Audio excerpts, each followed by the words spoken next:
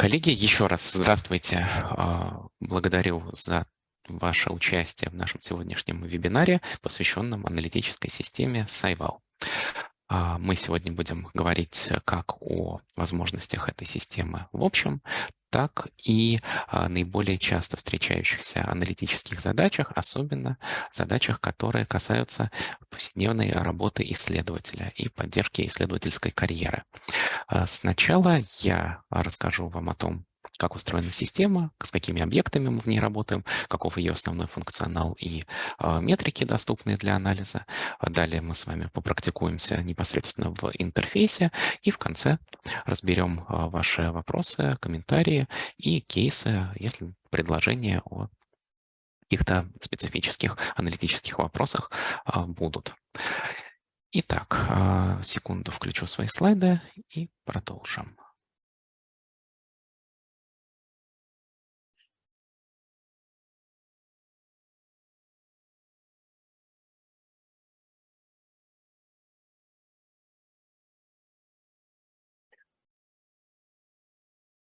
Итак, Сайвал в целом система, которая предназначена для анализа наукометрических данных или метаданных, которые сопровождают публикации. То есть, когда когда вы готовите работу, направляете рукопись в журнал, помимо, собственно, текста статьи, вы указываете свое имя, свои аффилиации, вы указываете ключевые слова, пишете аннотацию, собственно, заголовок, готовите список престатейной литературы в соответствии с требованиями журнала, ну и ряд других данных. Вот на основе всех этих полей данных строятся различные связи, профили, и рассчитываются метрики. Ну, скажем, все метрики цитируемости по своей сути это преобразование вот этих вот списков престатейной литературы, которые связывают публикации в нашей базе между собой. Сайвал — это система, которая к данным, которые содержатся в Scopus, дает возможность провести какие-то аналитические манипуляции.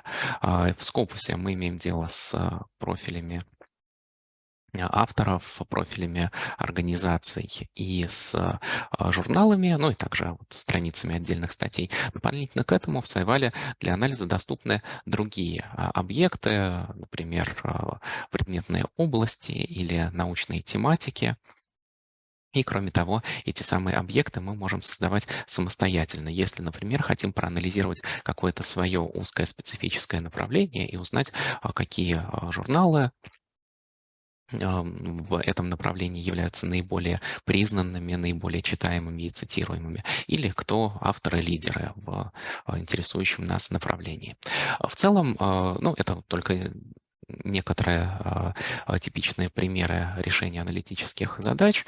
В зависимости от того, какую задачу вы решаете, вы будете пользоваться одним или несколькими модулями, такими ам, а, разделами аналитической системы, которые объединяют похожие по своим целям функции.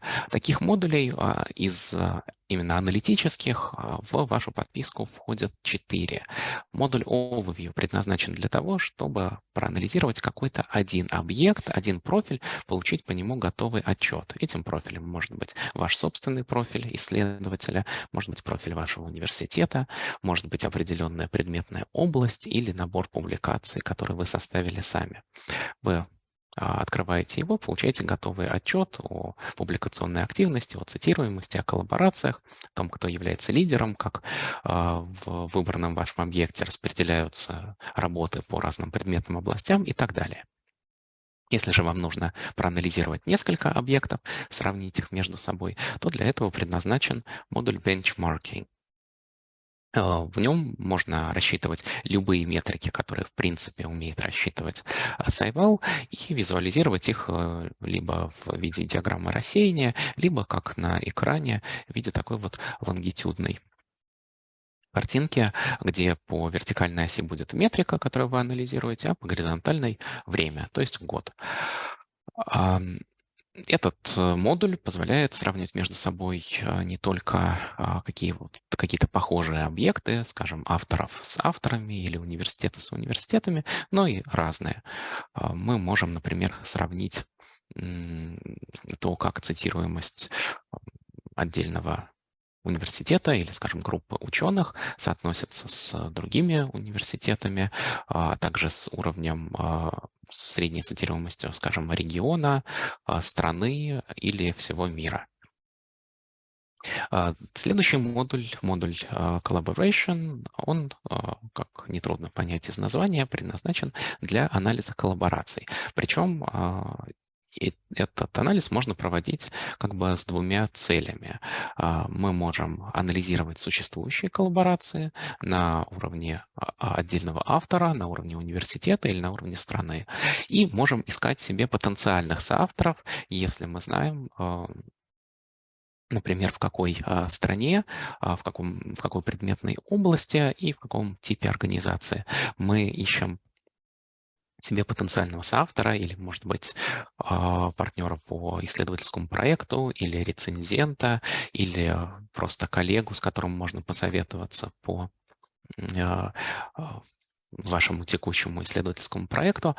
И все эти данные доступны в модуле Collaboration. Данные очень большие и предполагают то, что у вас есть такой четкий запрос на то, какого соавтора или коллегу вы ищете. И, наконец, модуль Trends — это модуль, который предназначен для анализа именно наборов публикаций с точки зрения их содержания. Это могут быть, собственно, наборы, которые вы составляете сами, например, с помощью запроса в Scopus. Это могут быть предметные области, могут быть исследовательские тематики. И этот модуль позволяет нам заглянуть в содержание статей в обобщенном виде с использованием ключевых слов. Мы можем посмотреть, какие ключевые слова набирают популярность, какие стабильны, какие падают, и тем самым понять, что происходит в интересующем нас научном направлении. Кроме того, этот модуль очень удобен для поиска э, самых ведущих ученых, самых продуктивных или самых цитируемых в узких дисциплинарных направлениях. Опять же, может быть, эти ученые ваши потенциальные коллеги, партнеры, друзья, с которым можно предложить посоавторствовать над следующим исследовательским проектом. Либо этот модуль также будет удобен для анализа научных источников, журналов, которые охватывают то или иное специфическое узкое научное направление. Мы на решение вот таких вот исследовательских задач еще с вами сегодня посмотрим. Далее. Мы с вами говорили о модулях. Содержание базы строится на основе контента базы Scopus. Две основные разницы состоят в том, что, во-первых, Сайвал охватывает данные только начиная с 1996 года. Более ранние статьи для анализа в этой системе недоступны. И второй момент — обновление данных в Сайвале происходит с небольшой задержкой по сравнению с базой Scopus. Если в Scopus данные поступают буквально на ежедневной основе, обновление Сайвал еженедельное. Таким образом, задержка может составлять до 7 дней, а в остальном те данные и те статьи, которые вы видите в Scopus, будут также отображаться и в Сайвале. Если эта статья еще пока не отображается, но она датируется текущим или прошлым годом, она будет отображаться вместе с очередным обновлением данных. Мы с вами говорили о модулях. Это как бы одно измерение того, как устроен интерфейс системы. Другое измерение — это объекты анализа или профили, или уровни анализа. Все это одно и то же, и этих объектов или уровней, которые можно анализировать, в базе очень много, И среди них есть как предподготовленные профили, например, профили организации или авторов, или стран, так и те объекты, которые вы можете создавать самостоятельно. Например, группы авторов, скажем, если вы хотите проанализировать свою кафедру, свой факультет или какое-то иное подразделение целиком, или наборы публикаций в случае, если вы анализируете какое-то специфическое научное направление, которое вас интересует. И помимо, соответственно, уровня анализа авторов, организаций, стран, набора публикаций, мы можем с вами анализировать тематики, о том, что это такое. Я скажу несколько слов и для чего это может быть полезно. Также мы можем с вами анализировать предметные области и источники, то есть журналы и другие периодические рецензируемые издания, которые нашей базой индексируются. Один из основных параметров анализа – это период, время или годы, в которые публикации, которые мы анализируем, вышли. Если мы с вами ищем, например, потенциальных соавторов или хотим проанализировать то, что происходит в интересующей нас предметной области в настоящий момент, логично использовать публикации за последние годы в модулях Overview, Trends и Collaboration. Такие опции представлены периодами 3 или 5 лет с включением всех последних публикаций или нет, а в модуле Benchmarking, который, напомню, предназначен для того, чтобы сравнивать несколько объектов между собой, можно выбрать период анализа с точностью до года. И вот этот вот значок 2022 и больше означает, что мы включаем в анализ все последние публикации, которые могут датироваться как нынешним годом, так и годом следующим. Такое тоже случается, если у издателя выпуск уже готов, и метаданные тоже уже готовы. Особенно крупные, высокотехнологичные журналы этими данными с нами делятся в автоматическом режиме. Таким образом, в базе могут появиться публикации года, который еще не наступил. Несколько слов о метриках. Мы с вами с некоторыми из них сегодня будем активно работать. Другие будут вам всегда доступны в модуле Benchmarking. Если так вот обобщать все возможности системы в плане расчета различных показателей, их можно разделить на две группы. С одной стороны, это такая классическая наукометрия. Что я имею в виду? Это показатели, которые строятся исключительно на основе библиометрической базы. То есть у нас есть публикации, в публикации есть авторы, аффилиации, списки престатейной литературы и так далее. И вот только на основе этих данных мы рассчитываем показатели продуктивности, цитируемости, международных коллабораций или каких-то иных типов коллабораций. Вот и к этим показателям относятся такие наиболее известные и очень часто используемые, как простое количество публикаций или индекс Хирша, или метрики, которые похожи на индекс Хирша, которые были построены на его основе типа G индекса, M индекса или H5 индекса, различные показатели, связанные с журнальными квартилями или перцентилями, и показатель Field Weighted Citation Impact, FWCI, самый часто используемый в исследовательской аналитике, и, в общем-то, это объяснимо тем, что этот показатель наиболее универсален и устойчив к различным вариациям источников данных. Ну, например, позволяет сравнивать объекты, относящиеся к разным предметным областям. Это вот такая классическая наукометрия. С другой стороны, вы можете найти и данные, которые строятся на основе других источников. Один из наиболее показательных в этом смысле кластеров метрик – это метрики views, то есть метрики, оценивающие просмотры. Эти метрики строятся на основе данных об активности пользователей Scopus. В эти метрики входят как простое количество просмотров, так и метрики производные, в том числе Field Weighted Views Impact, то есть взвешенная по предметной области просматриваемость, метрика, которая считается аналогичным образом, похожим на вот Field Weighted Citation Impact. А Особая такая ценность метрик, построенных на данных о просмотрах, состоит в том, что с их помощью мы можем оценивать публикации, которые вышли совсем недавно, которые еще не успели набрать показатели цитируемости, и мы не можем до конца понять, насколько они влиятельны в своей предметной области, насколько они вообще заслуживают того, чтобы мы их просмотрели или прочитали. И вот views позволяют нам уже вот в первые недели или месяцы после появления публикации в базе оценить, насколько нам следует или не следует уделить внимание той или иной публикации. Как правило, если у публикации большое число просмотров, это такой предиктор того, что она будет хорошо цитироваться, а значит, она заслуживает того, чтобы мы ее прочитали. Вот. Ну, а FWCI — это такой универсальный показатель, который используется для оценки самых разных профилей, для решения самых разных аналитических задач в силу того, что он нормализованный. Для того, чтобы посчитать FWCI, нам нужно учитывать три параметра публикации.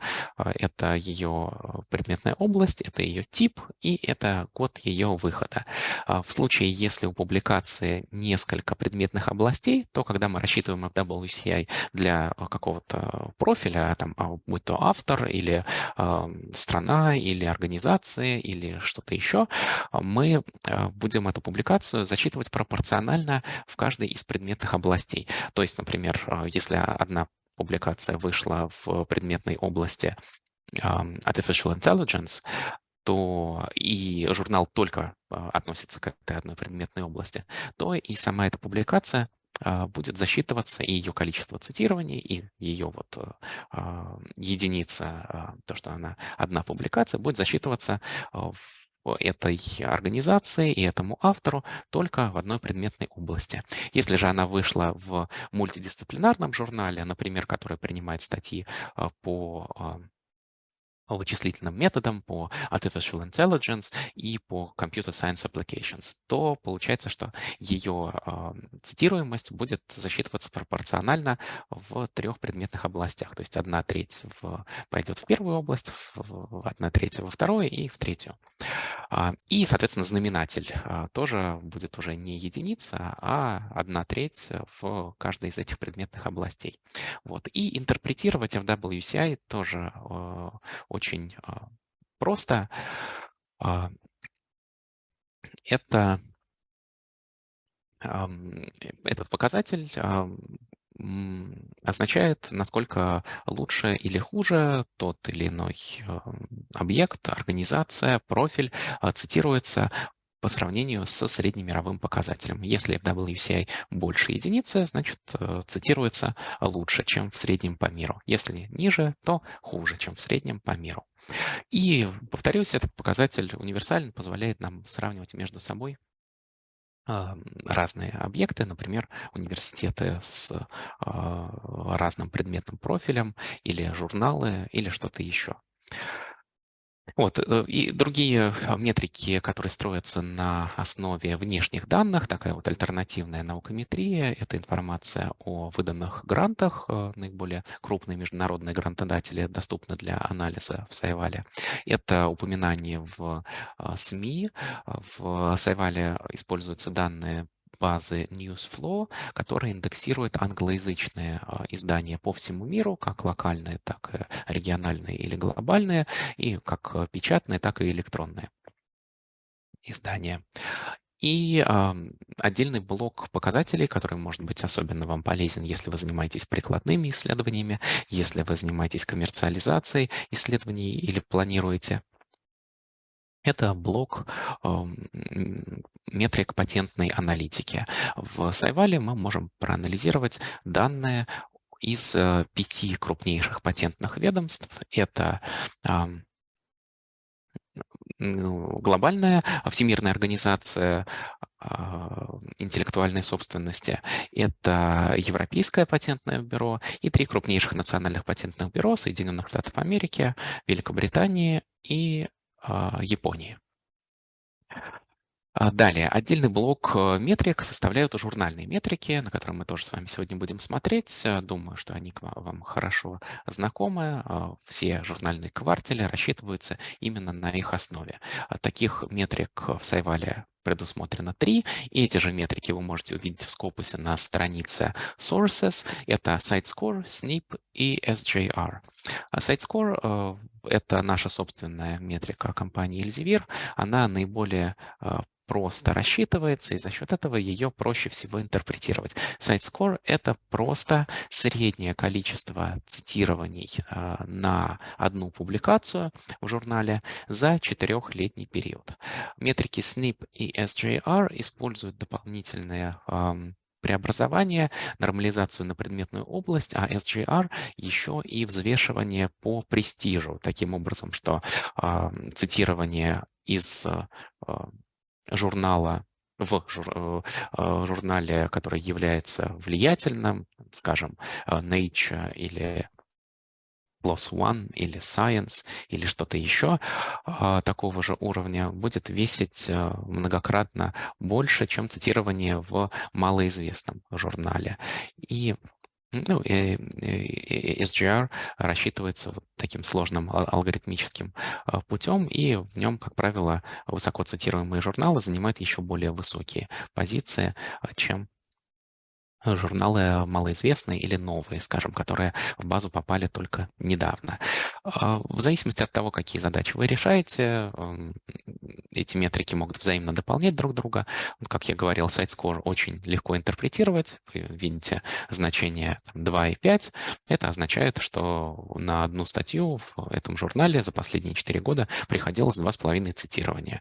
И вот вы дополнительно можете увидеть квартиль журнала и понять, насколько этот показатель хорош или нет для данной предметной области. SNP и SJR за счет того, что они нормализованы, позволяют сравнивать между собой журналы из разных предметных областей, но при этом интерпретировать конкретное значение SNP и особенно SJR довольно затруднительно. То есть мы не можем сказать, что вот означает SJR равное 2,5. Но это вот просто такое значение. А более как бы реально интерпретировать уже это значение, переведенное в перцентиль или квартиль.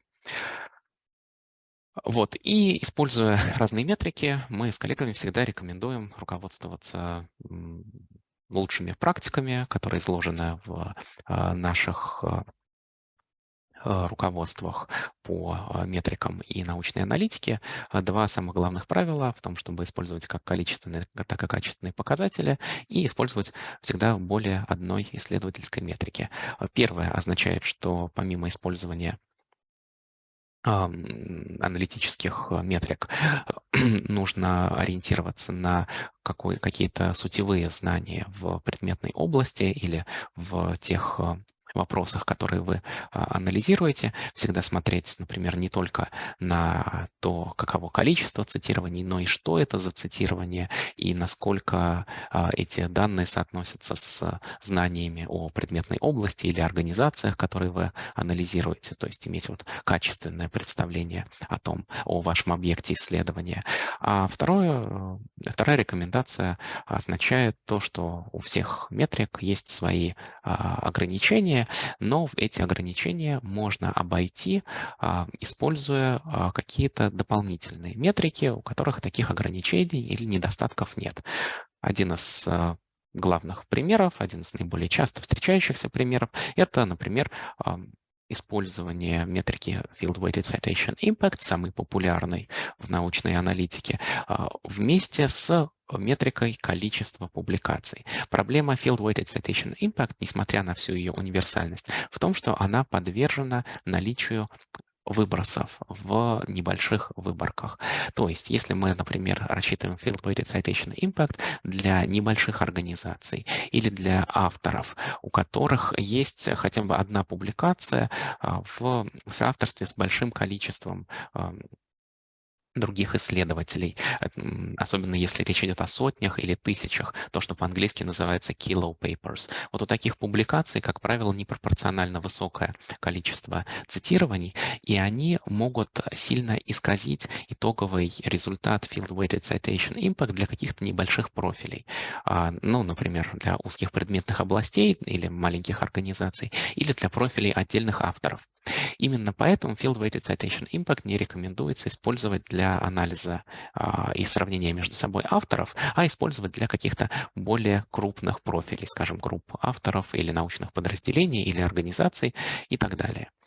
А Scholarly Output в этом смысле нам позволяет ввести какое-то пороговое значение, ниже которого мы будем считать Field-Weighted Citation Impact неприменимым для оценки данного конкретного объекта. Неважно, что мы с вами сравниваем, журналы ли, или организации, или, может быть, даже очень продуктивных авторов, но, скажем, если мы видим, что вот эти вот публикации в соавторстве с большим количеством ученых оказывают сильное влияние на итоговый результат при количестве статей, скажем, меньше 30, то мы считаем, что вот при недостижении такого порогового значения Field-Weighted Citation Impact просто неприменим. И мы всех, у кого меньше 30 публикаций, из нашего анализа исключаем. Либо мы можем также из анализа просто исключить эти самые kilo papers. До недавнего времени так делали, например, в рейтинге THE, когда оценивали университеты. Сейчас они используют в новой версии рейтинга будут использовать более сложные такие непараметрические алгоритмы, которые позволяют влияние этих публикаций из мегаколлабораций снизить. Вот. И огромное количество рекомендаций, примеров использования, сочетания различных метрик и, собственно, алгоритмы их расчета вы найдете в наших руководствах Research Metrics Guidebook и SciVal Usage and Patent Metrics Guidebook.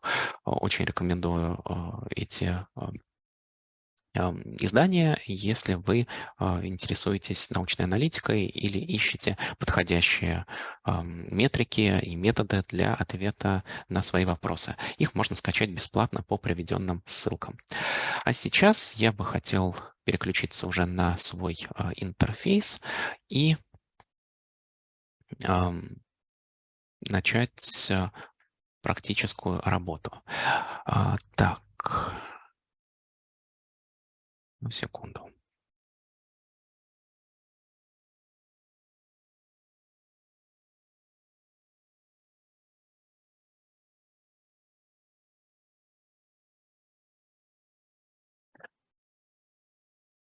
Итак, коллеги, начнем с самого главного. Если вы еще никогда не пользовались системой SciVal, для того, чтобы в ее войти, нужно, во-первых, находиться в домашней сети, в диапазоне IP-адресов вашего университета, а во-вторых, нужно будет авторизоваться. Для авторизации в SciVal используйте те же самые логин и пароль, ту же самую электронную почту, на которую зарегистрирован ваш аккаунт, которым вы пользуетесь в Scopus или в Science Direct или в каких-то других сервисах Elsevier. Это нужно для того, чтобы вы могли таким удобным образом работать в SciVal и переключаться с него на Scopus. Эти две базы очень тесно связаны между собой, и их интерфейсы, что называется, интероперабельны. У вас будет много ссылок на Scopus, когда вы работаете в SciVal. Ну, например, если вы встречаете профиль автора, у вас будет возможность в один клик переключиться на его профиль в Scopus и более подробно ознакомиться с его статьями. И наоборот, вы можете создать блок публикаций для анализа в Scopus с помощью какого-то сложного запроса и импортировать его в SciVal. Но опять же для этого вам нужно будет авторизоваться под одним и тем же логином в обеих системах. Вот. Как только вы авторизуетесь, либо зарегистрируете себе аккаунт, если у вас до этого его не было, вы окажетесь на вот такой вот стартовой странице. на которые будут перечислены модули, о которых мы с вами уже говорили. Модуль Overview, предназначенный для анализа отдельного какого-то объекта и получения по нему готового отчета. Модуль Benchmarking для сравнения между собой нескольких объектов. Collaboration, анализ соавторства, и Trends для анализа научных областей, тематик и так далее. Также вот на моем экране есть модули Grants и Impact, которые пока не входят в текущую подписку вашего университета. Эти модули совсем новые, появились несколько месяцев назад. Вот давайте с вами посмотрим кратко на возможности всех этих модулей и далее рассмотрим такие типичные кейсы, примеры использования нескольких модулей для решения аналитических задач. Итак, наверное, мы будем это даже делать как бы в процессе. Если мы зайдем в модуль Overview, скорее всего, у вас будет открыт профиль вашего университета по умолчанию, просто потому что вы находитесь в домашней сети. И, как мы видим, вот этот модуль сразу дает нам возможность проанализировать все публикации университета под разными углами. На главной вкладке будут представлены такие вот агрегированные статистики, в том числе метрика Field Weighted Citation Impact 1.06 означает, как я думаю, уже вы поняли, что средняя цитируемость всех публикаций коллег из вашего университета на 6% выше среднемирового показателя. Два важных параметра анализа – это период, можем выбрать годы из предложенных интервалов, и предметные области. По умолчанию предметные области представлены классификатором ASJC. Это могут быть широкие области, либо узкие. Суммарно их, вот этих вот узких направлений, 334. Помимо SGC представлены другие, менее детальные классификаторы, в частности, классификатор OESR, Организации экономического сотрудничества и развития, и классификаторы двух ведущих мировых рейтингов QS и THE. Другие классификаторы представлены по ссылке Change Subjects Classifications in Settings. Но мы будем дальше использовать SJC просто потому, что это самый детальный классификатор. Агрегированные статистики. Аналогичный отчет мы с вами могли бы получить, если бы мы, например, анализировали свой собственный профиль. Скажем, если мы можем найти себя в списке авторов, либо можем найти себя в уровне анализа Researchers and Groups, можем получить аналогичный отчет, разве что за исключением некоторых вкладок, в частности, рейтинговой аналитики, которая применима только для анализа организации, но никак не отдельных авторов. Вернемся на профиль автора. Я хочу отдельно посвятить, скажем так, обратить ваше внимание на самые часто используемые вкладки. Это анализ публикационной активности, где мы можем посмотреть на динамику количества публикаций, то насколько какая доля публикаций вошла в наиболее цитируемые. То есть речь идет о том, что в каждой из предметных областей на глобальном уровне мы выделяем 1% самых высоко цитируемых публикаций и 10% самых высоко цитируемых публикаций во всем мире. И в эти вот топ-1% и топ-10% вошли соответствующие доли публикаций от всего портфолио вашего университета.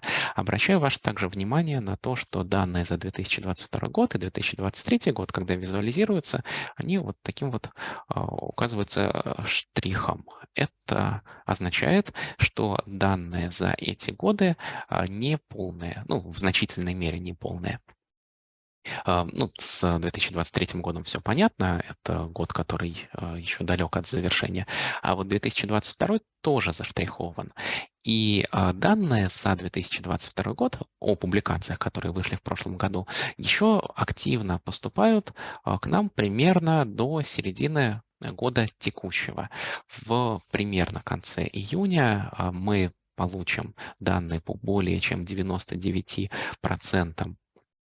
публикаций, вышедших в прошлом году. В этот момент будут пересчитаны журнальные метрики, и также в этом году будет пересчет и ам, тематик или топиков, которые проводятся раз в 2 года. Будет очень интересный момент, учитывая то, насколько эти изменения, ну, динамически отображают то, что то, как меняется мировой исследовательский ландшафт вообще. То есть с прошлым обновлением, который прошел 2 года назад, огромное количество разных направлений, маленьких кластеров и больших кластеров публикаций возникло, ну, в связи, разумеется, с пандемией COVID-19. Это как какие-то направления в, собственно, различных медицинских науках, так и междисциплинарные исследовательские направления, скажем, там, исследования влияния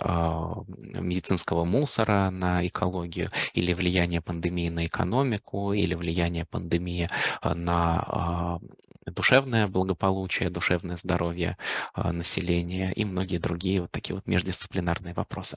Кстати сказать, давайте я сразу отвлекусь и просто покажу вам короткую ссылку, чтобы смотреть на новые топики. Это может быть очень интересно. Вам нужно ввести scival.com/newtopics в одно слово, и вы увидите полный список всех тематик, которые появились в результате последнего обновления. Таких тематик было 112, и они их загрузка займет некоторое время, потому что это очень большие данные. Мы анализируем весь профиль всего мира. Вот, смотрите, их можно представить в виде такой вот визуальной диаграммы, но на ней не очень понятно, о чем именно идет речь, поэтому лучше использовать таблицу. Вот, и по этим ключевым словам можем понять, собственно, чему посвящены эти научные тематики. Ну, как их анализировать, мы с вами еще сегодня посмотрим чуть-чуть попозже. Пока, извините, что отвлекся, давайте вернемся к анализу профиля в overview. Смотрите, вот мы с вами анализировали публикационную активность.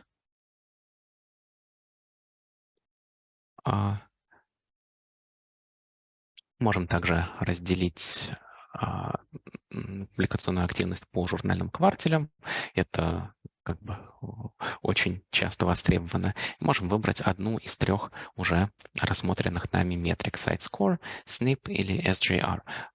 Ну, все они представлены, соответственно, в перцентилях и распределены по квартелям.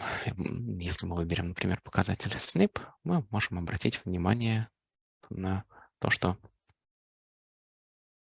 какое количество и какая доля публикаций вышла в том или ином квартале за рассмотренный период. Вот ровно половина публикаций вышла в журналах 1-го и 2-го кварталя за рассмотренный период, и вот почти 85% в журналах 1-го, 2-го и 3-го кварталя. Если мы сократим период анализа, будем использовать более свежие данные, увидим, что показатели университета немножко улучшились в части 1-го и 2-го квартала, то есть больше половины публикаций вошло в этот интервал. Далее мы можем с вами посмотреть на то, как распределяются публикации по предметным областям. И здесь есть одна очень информативная диаграмма, которая будет полезна не только для анализа университета, но и для анализа отдельного, ну, например, вашего личного профиля или профиля вашего подразделения. Смотрите, здесь мы видим, опять же, все публикации университета, распределенные по широким научным областям. Мы можем ограничить анализ только направлением инжиниринг, и тогда ну, опустимся на один уровень ниже и увидим, с одной стороны, какие направления являются приоритетными, просто с точки зрения того, как часто авторы публикуются именно в журналах этих направлений. С другой стороны, увидим, насколько эти направления являются успешными на глобальном уровне. Можем обратить внимание, что два самых успешных направления, которые по количеству публикаций не самые крупные в университете, это Mechanics of Materials и ну, как бы мультидисциплинарные инженерные журналы. Engineering Miscellaneous оказываются вот самыми публикации в журналах этого направления оказываются самыми успешными. Они цитируются вот здесь на 60% лучше среднемирового показателя, здесь на 44%.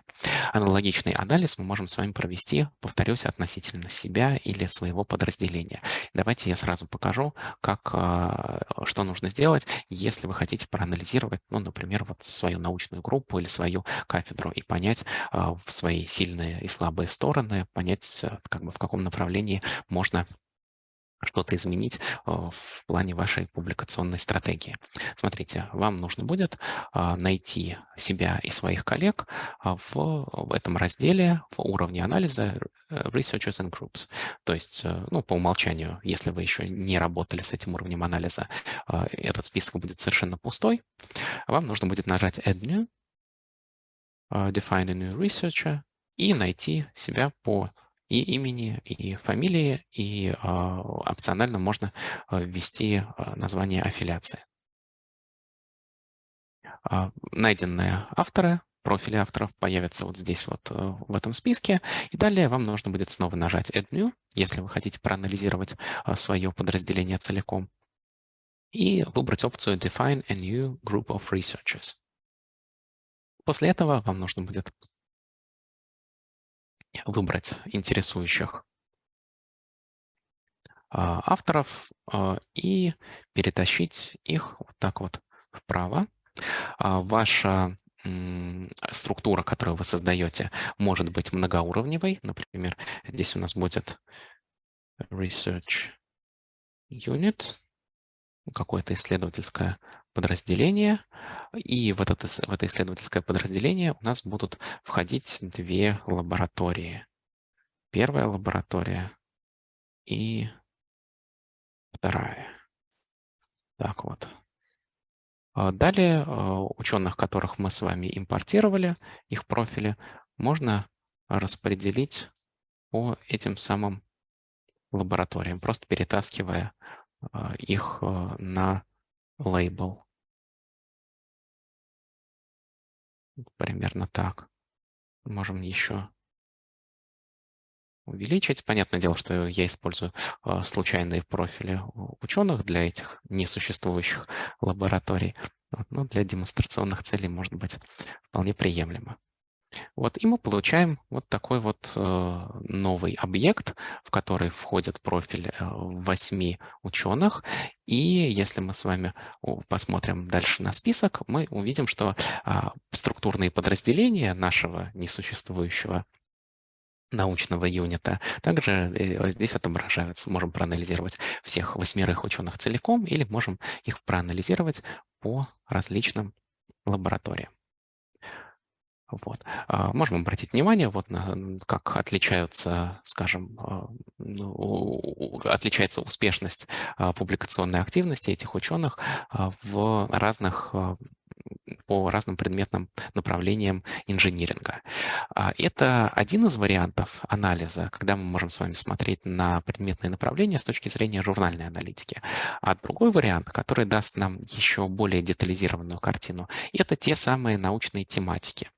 Для этого мы переходим на вкладку Topics и увидим вот такой вот список. Точно такой же список мы с вами видели в глобальном представлении всех новых направлений, которые появились в 2021 году в результате обновления вот этого раздела. Здесь же мы видим тематики применительно только к публикациям, которые написали авторы, вошедшие вот в эту нашу или виртуальную лабораторию. Здесь публикации можно распределить либо по кластерам, либо по тематикам. Кластеры — это более крупный уровень анализа. Он делит все мировое портфолио публикаций на 3500 групп. Тематики делят на 95 000 и 96 000. И это, как правило, более такие осмысленные объекты, которые проще анализировать. Но рекомендую поэкспериментировать и с теми, и с другими. Что нужно знать про тематики? Это группы публикаций, которые тесно связаны между собой сетью цитирований. Собственно, на основе этих данных и строится их метрика подобия, к которой применяется алгоритм кластеризации. Сами тематики могут быть большими и маленькими, в зависимости от того, к какой предметной области они в большей мере относятся. Они появляются и исчезают, они могут объединяться. И сами эти тематики классифицируются в нашей системе на основе метрики prominence. Эта метрика интегральная, она включает показатели цитируемости, просмотров, журнальную метрику site-score. Суть в том, что чем она выше, тем более востребована эта тематика вот прямо сейчас. То есть вот исследования по агропромышленному комплексу в странах EA и EU. Это активно развивающийся кластер публикаций, который хорошо читается и цитируется. И мы видим, что результаты коллег в этом направлении, а именно вот в вашем университете, очень высоки. Эти публикации цитируются более чем в 4 раза лучше, чем аналогичные публикации во всем мире. То есть публикации того же типа, того же года в той же предметной области. Вот. Ну и видим много других тематических направлений с двумя показателями, которые имеют отношение к... Да, я, конечно, неправильно сказал, речь уже идет не о коллегах вашего университета, а о нашей виртуальной лаборатории. Так вот, у этих авторов в среднем публикации распределены по 14 тематикам, публикации в предметной области инжиниринг. И мы видим, что среди них есть публикации, которые вышли в очень-очень актуальных топиках. Видим тут показатель 98, ну, из 100 это очень много, вот 92, 95 и так далее. И, например, вот в этом направлении 13 публикаций это очень актуальный топик, и сами эти публикации очень хорошо цитируются. В то же время мы видим публикации тоже в очень актуальных топиках, которые цитируется почему-то заметно ниже среднемирового показателя. Ну вот тоже агропромышленный комплекс и вопросы инвестиций и устойчивого развития. 3 публикации цитируются довольно слабо, вот в 2 раза меньше среднемирового показателя. Видим еще один топик, связанный с устойчивым развитием, одна публикация, и ее цитируемость тоже немножко не дотягивает до среднемирового показателя. Все эти направления можно проанализировать обобщенно на вот такой вот диаграмме scatterplot или диаграмма рассеяния, увидеть вот такие вот сильные стороны, когда у нас есть много публикаций по высокоактуальной тематике. Увидеть, что есть какие-то направления, по которым авторы публиковались много, но сами эти направления не очень востребованы, и их показатель prominence невысок. И на этой же вкладке мы можем проанализировать то же самое портфолио, те же самые публикации, но с точки зрения их глобальной актуальности и цитируемости.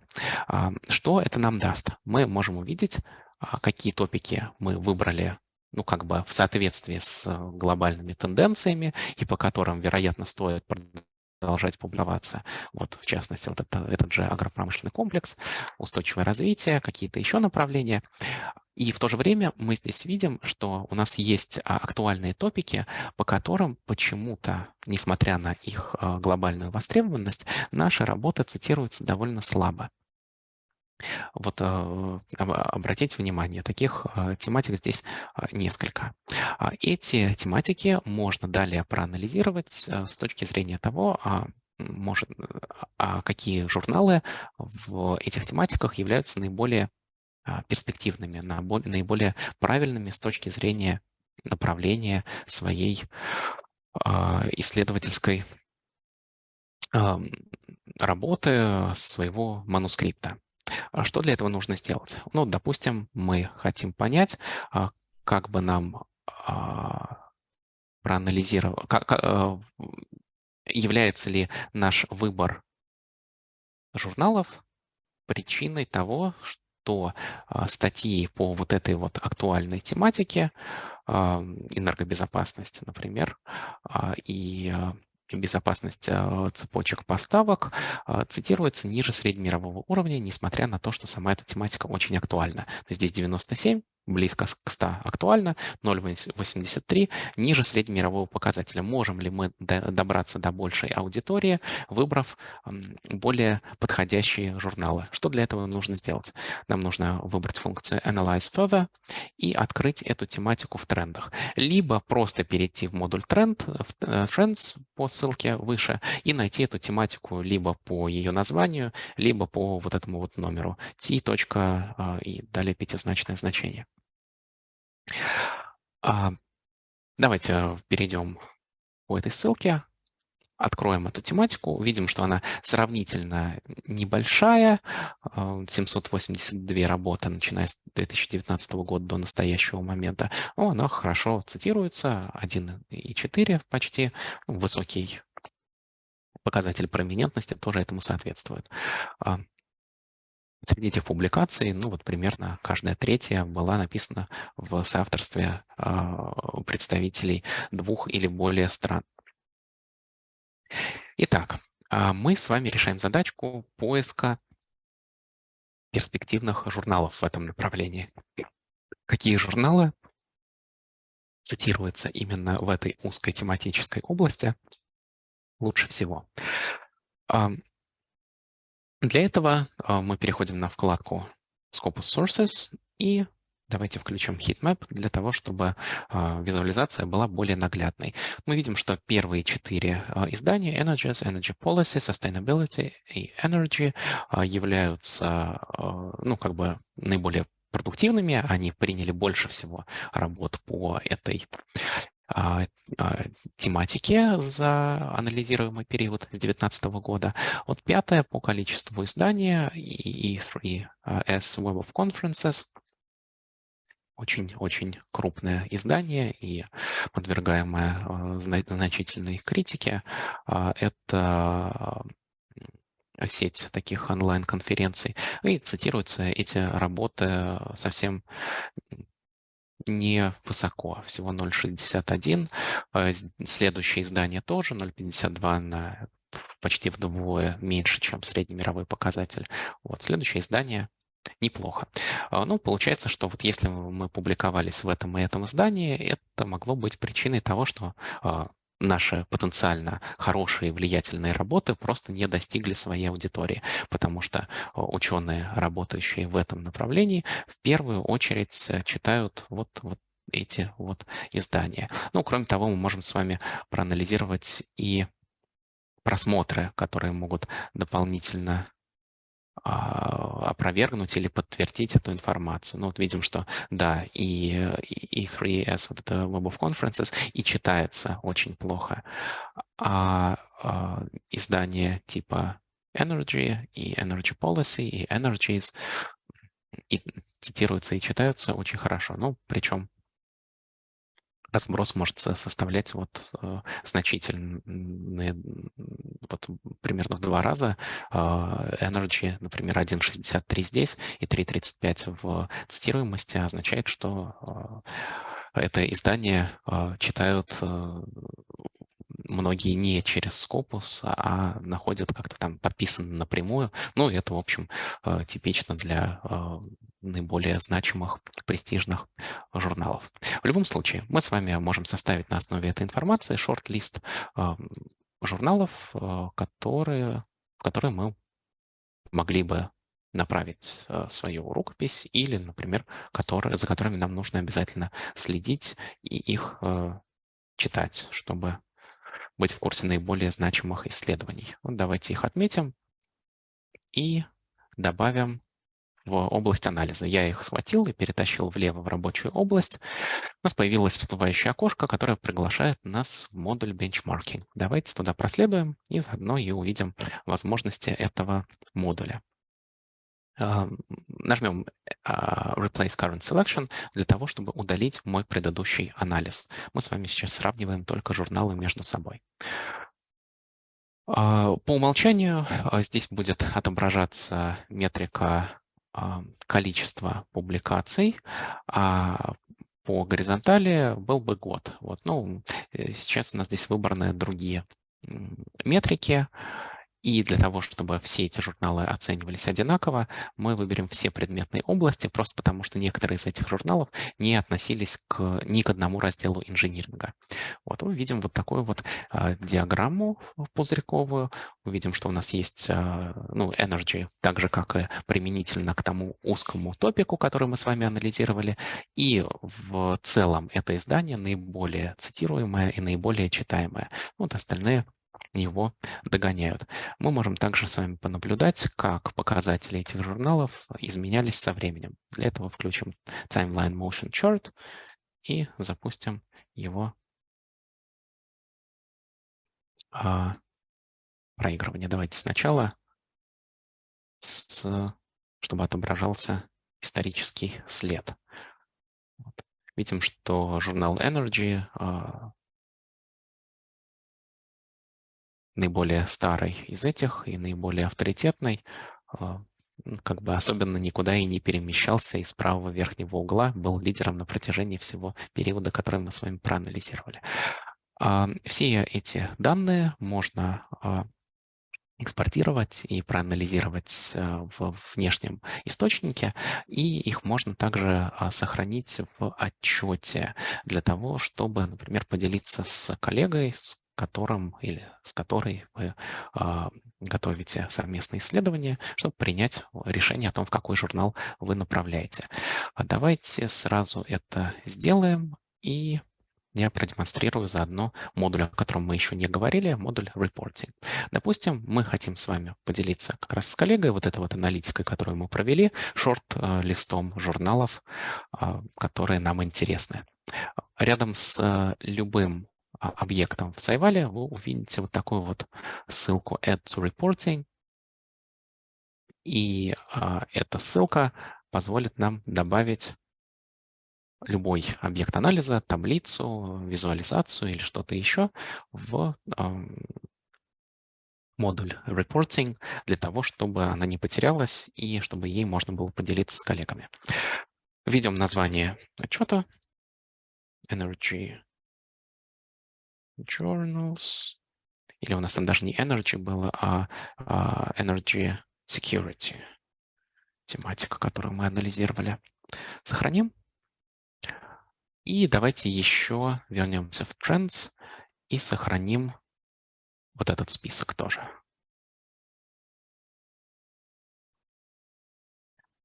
И еще хотел вам продемонстрировать сразу в этом разделе полезная вкладка, в которой мы можем увидеть лидеров по количеству публикаций или по цитируемости в этом узком предметном направлении. Этих лидеров, если вы ищете себе соавтора, если вы ищете с кем проконсультироваться, можно просмотреть в глобальном списке, либо отсортировать, отфильтровать по регионам или странам.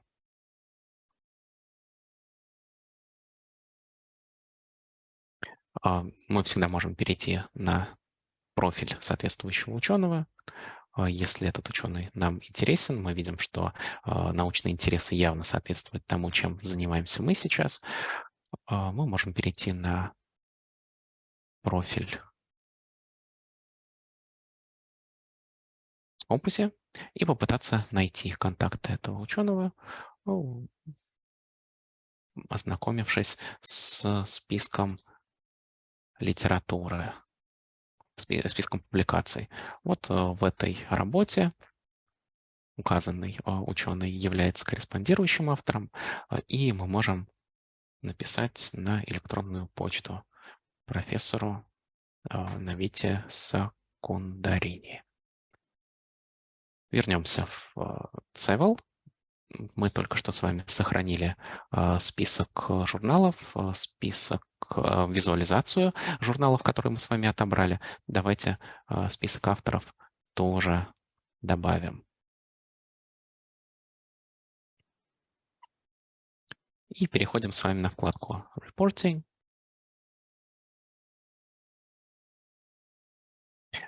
Только что созданный отчет будет в самой верхней строке. Вот наша визуализация, которую мы только что с вами создали. Что можно сделать в отчете? Ну, во-первых, можно изменить его структуру. Сами эти визуализации или таблицы можно редактировать, пройдя по этой ссылке. Скажем, я вижу, что здесь добавилось всего 10 журналов. Как-то мало. Я хотел бы, чтобы в моем отчете был топ хотя бы 20.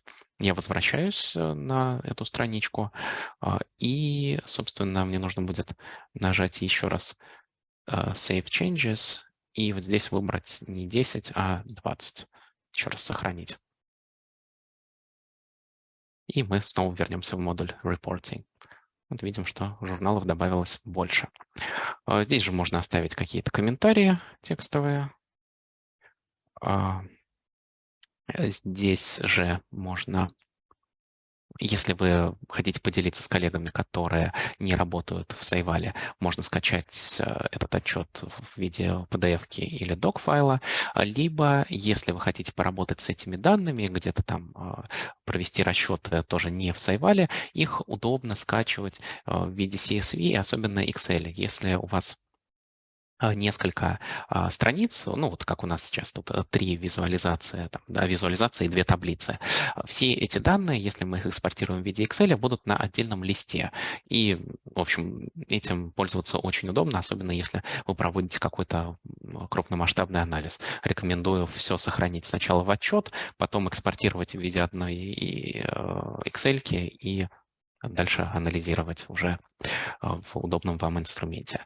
Вот. И этим же отчетом можно поделиться с коллегами. Нажимаете Share.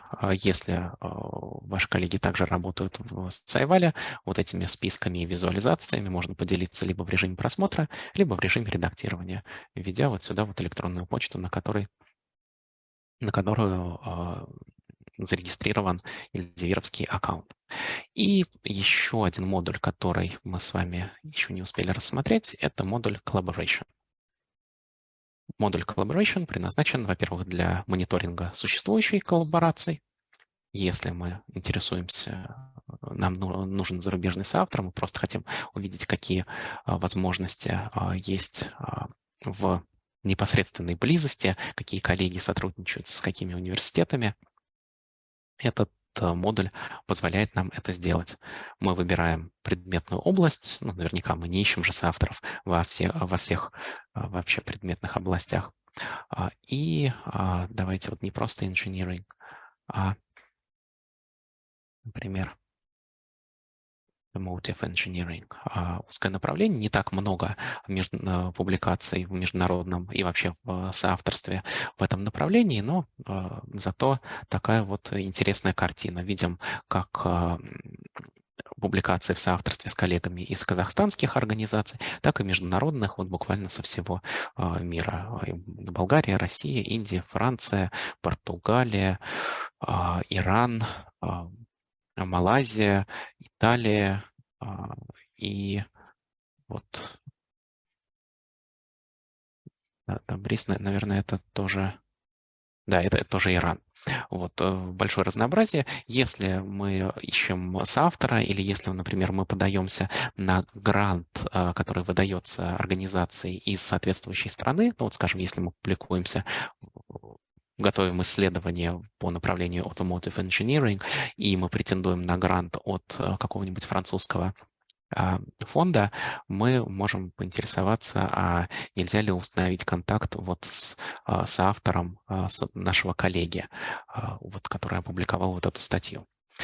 Также, если мы с вами не смогли найти потенциального соавтора среди уже имеющихся соавторов ваших коллег, мы можем перейти на вкладку Potential Collaboration, и здесь нам доступны огромные данные. По сути дела, это все те организации, которые публиковались в этом направлении, с которыми пока у вашего университета не было ни одной публикации в соавторстве. Чтобы пользоваться вот этой вот вкладкой, вам нужно четко понимать, какого соавтора вы ищете. Ну, опять же, в нашей гипотетической ситуации мы работаем над проектом в предметной области Automotive Engineering, и мы ищем соавтора из Франции, потому что мы увидели удачное, подходящее предложение о международном гранте. Давайте выберем Францию, выберем только академические организации. Таких организаций, которые публикуются в этом предметном направлении, во Франции целых 160. И ну, данных по-прежнему много, поэтому как-то принимать решение о том, в какую организацию подаваться, нужно еще на основе каких-то иных данных. Но, в частности, обращайте внимание на показатель цитирования. Если он невысокий, значит, явно это направление не приоритетное для данного университета. Вот у Нанского явно Automotive Engineering — это не их приоритетное направление, а у Политехнического университета Гренобля, скорее всего, да. Мы можем нажать на профиль организации, посмотреть на профиль соавторов, выбрать, например, самого продуктивного автора, работающего в этом университете, убедиться, что его научный профиль соответствует нашим научным интересам, убедиться в этом еще раз, перейдя на профиль автора в вкладке, в профиле уже в самой базе Scopus.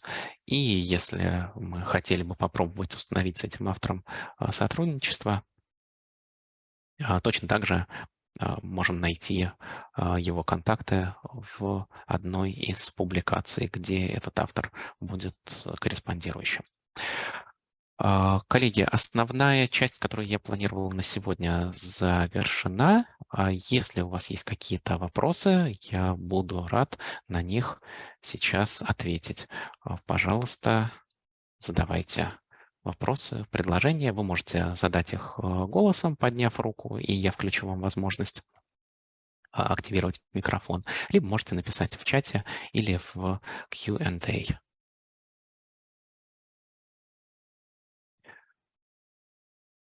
Также прямо сейчас в чате я размещу информацию о том, как получить сертификат и где скачать материалы нашей сегодняшней встречи.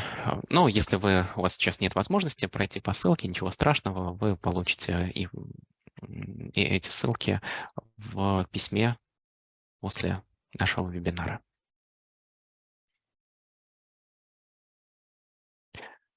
Итак, уважаемые коллеги, какие у вас есть вопросы, предложения, пожелания?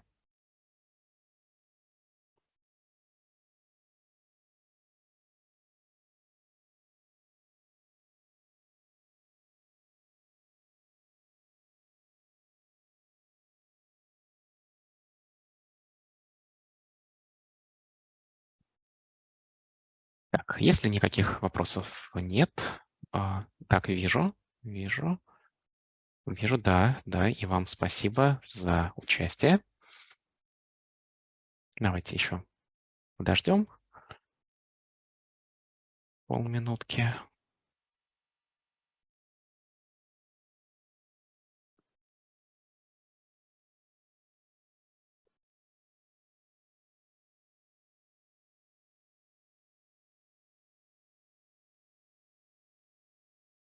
Окей. Если вопросов нет, коллеги, благодарю вас за участие. Желаю хорошего завершения пятницы и хороших выходных. До новых встреч. И если у вас появятся какие-то вопросы в дальнейшем, пожалуйста, не стесняйтесь. Я всегда рад помочь. Вы можете написать мне на электронную почту, которая в чате и которая также будет в моей презентации. Пожалуйста, обращайтесь, если я чем-то смогу помочь сам, с удовольствием это сделаю. Если нет, свяжу вас с соответствующими коллегами в нашей компании. Вот, да, Жанар, вам также спасибо большое за добрый отзыв. Еще раз огромное спасибо, коллеги, и до новых встреч. До свидания.